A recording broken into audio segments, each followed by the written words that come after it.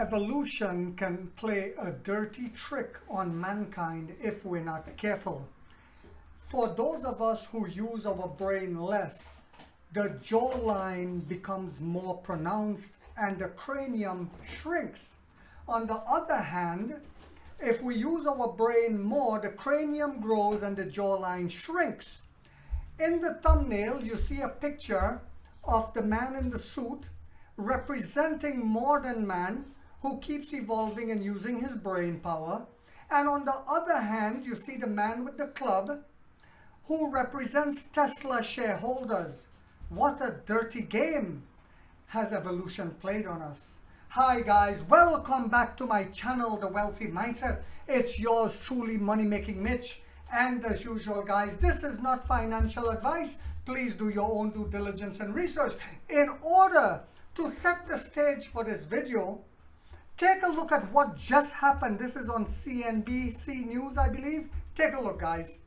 Turning now to Tesla and all those videos we've seen showing what the full self-driving mode can do. Some of them are impressive, others are kind of terrifying. And this video that we're about to show you, it's gone viral and it's definitely in the second category. And before we show you this, let me just set it up real quick. It is from the onboard camera looking down a foggy road. Full self-driving mode is engaged, and also there's a train. So watch what happens.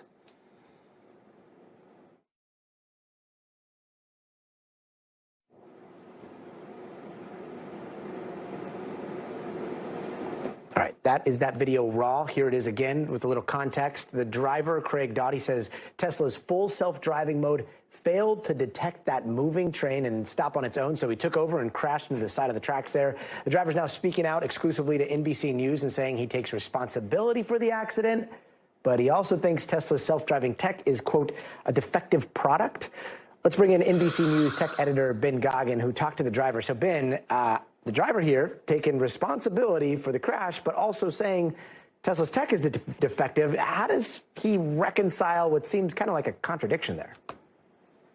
Yeah, so I talked to him earlier this week, and I think that his answer to that really illuminates how confusing these crashes can be for the drivers themselves. On the one hand, I think they recognize they're the drivers in the car and they activated the full self-driving mode, but also full self-driving mode is supposed to be taken over. So let's listen to the answer now. I am in control of the vehicle. I don't go around causing mayhem and getting in wrecks and, driving outlandishly. Deep down, it was my fault because I was the one in the car. I was the only one in the car. I was the only car in the accident. But I feel it's more that the damn car didn't recognize the train. All right, guys, welcome back. You see, Elon is claiming that he's going to reveal a Robo taxi that in August that will be ready possibly in the near future. Does this look like they're anywhere near Robo taxi? Critical thinking and common sense combined is a powerful potion, my dear lads. This was just reported on Inside EVs. Tesla owners, not owner, plural, owners, get only 64% of EPA range after just 3 years. You heard that right. There was a study done. The EPA's flawed testing makes this seem much worse than it actually is. One of the first questions I get asked about my Tesla is what happens when you need to replace the battery? It's easy to brush off because there are plenty of facts recording failure statistics, warranty, and even the cost should it happen. What people don't typically ask about is battery degradation.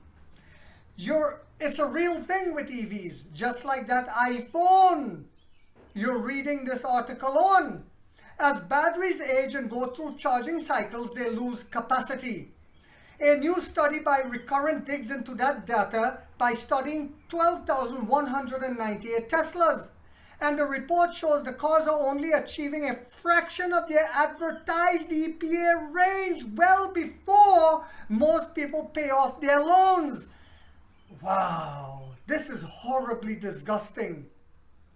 The data from Recurrent shows that after approximately 3 years, right around the 1,100 day mark, the average Tesla Model 3 and Model Y are achieving just 64% of your original EPA rated range. And I have asked this question in the past and I'll ask it again. Do you believe that those same owners will go back and buy another Tesla? I think not. I said it and I'll say it again. The founder of Merck Pharmaceuticals said, put the clientele first and all else will follow. Did Tesla do that? No. What they did was succumb to shareholder pressure for quick profits, even though it took them 18 years. And they've built an unsustainable business model that is crumbling like a cookie. On the other hand, NIO has built a winning business formula built on rock, not sinking sand. Recurrent can pinpoint battery life using the data it collects from 7,078 Model 3s and 5,120 Model Ys. It's used nearly 1.6 million observations, around 130 observations per vehicle, to determine average fleet-wide battery degradation statistics used in this report. This is why I told you all battery as a service is the denominator, the devastator, because it all boils back down to battery as a service. It's important to point out that the Teslas observed its recurrent study never actually appear to hit the advertised EPA range. Even at 0 miles, the cars only achieve between 70% and 72.5% of their advertised EPA range at 0 miles.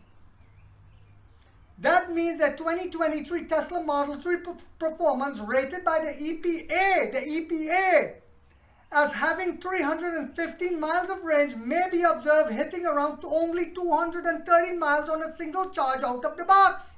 Now, our own Emperor William Lee, the Dragon, drove the ET7 with that semi-solid state battery that shocked the West and made them poop in their pants and proved the range. Was it 230 miles, my dear lads? No. Put in the comment section how much miles that was. If you still don't believe we have the winning business model. This isn't a problem unique to Tesla, as Recurrent says. The basic EPA testing protocol gets it wrong for all EVs. It doesn't factor in temperature changes or driving above 60 miles per hour. Plus, it allows for manufacturer adjustments. Excuse me, guys. The relevant factor to consider here is the delta between a fresh car and how much range it still has after 3 years. This appears to be between 6% and 8.5% before leaving off at the 3-year mark. Not too shabby, huh? Recurrent data also shows that Tesla don't appear to be as affected by DC fast charging as some other brands, which is a plus for people who like to take long road trips or don't have access to level 1 or level 2 charging at home. So guys, this is what I was trying to tell you all. The cookie is crumbling right before your eyes. But you know what the Neanderthal will say? Unga, unga. And they will keep buying and they will hold on. And then when you talk to the NIO shareholder, he will say, why do these unevolved animals don't wake up? So I hope you guys found this video to be informational, inspirational, motivational again on this Friday. If so, guys, it takes a lot of time to do this research, and I want to thank Money Making Melvin in Florida for sending this video for me. If this video did that for you guys, do not forget to hit that thumbs up because it takes a lot of time to do these videos and editing, etc., etc. If you haven't yet subscribed, you might want to think about doing so, because in this channel, we're waking up the middle class for the first time to get a piece of the pie. And like 50 said, we get rich or we die trying, guys.